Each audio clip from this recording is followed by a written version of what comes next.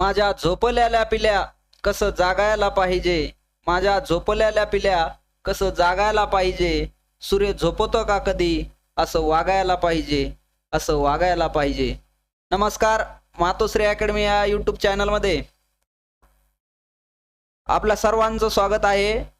आज आपण दैनिक चालू घडामोडी सराव प्रश्न संच संपूर्ण विश्लेषणासह या व्हिडिओच्या माध्यमातून पाहणार आहोत.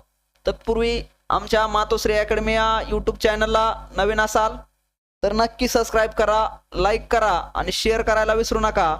त्याचप्रमाणे आमच्या मातोश्री अकॅडमी या टेलिग्राम चॅनलला, त्याचप्रमाणे मातोश्री अकॅडमी या इंस्टाग्रामच्या अकाउंटला फॉलो करायला विसरू नका.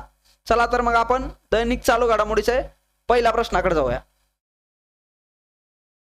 आपल्याला काय विचारलंय, थालिकी वंदनम ही योजना कोणत्या राज्याची आहे?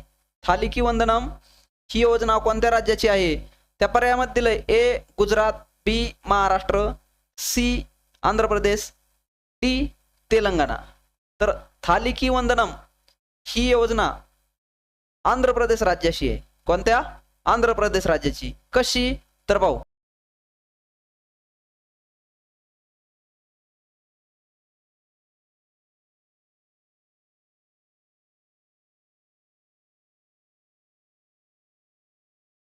₹15,000 दरवर्षी देऊन थालिकी वंदनम योजना सुरू केली. कोणत्या राज्याने? आंध्र प्रदेश. इयत्ता 1ली ते 12वी, किती? 1ली ते 12वी पर्यंतच्या विद्यार्थ्यांना ही योजना लागू असेल.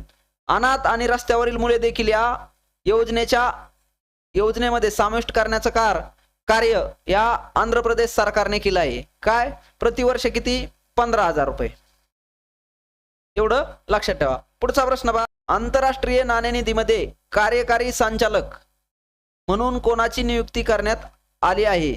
उर्जित पटेल, शक्तिकांत दास, NK सिंग, अनंत बॅनर्जी अशा आपल्याला पर्याय दिलेले आहेत. आंतरराष्ट्रीय नाणेनिधी IMF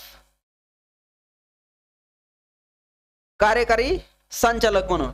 तर काय योग्य पर्याय? उर्जित पटेल यांची आंतरराष्ट्रीय नाणेनिधीमध्ये कार्यकारी संचालक म्हणून नियुक्ती करण्यात आली आहे. कशी?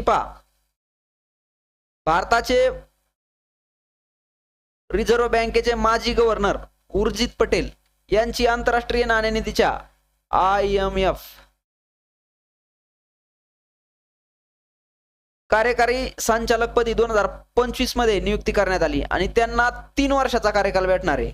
उर्जित पटेल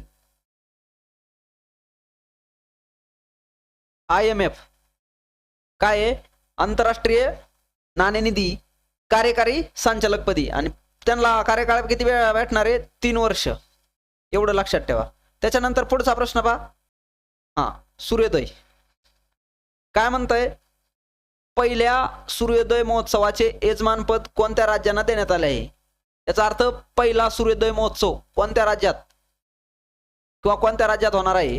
यामध्ये पर्याय अरुणाचल प्रदेश, गुजरात, नागालँड, मध्य प्रदेश. आणि आपल्याला योग्य पर्याय विचारलाय पहिला सूर्योदय महोत्सव हा अरुणाचल प्रदेश राज्यात होणार आहे. कुठं? अरुणाचल प्रदेश.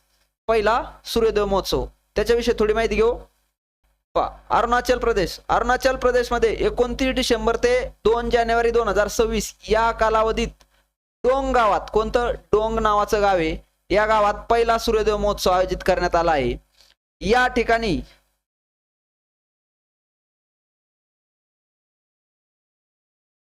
ठिकाणी दररोज भारतातील पहिला सूर्योदय दिसतो. कुठला? भारतातील पहिला सूर्योदय अरुणाचल प्रदेश.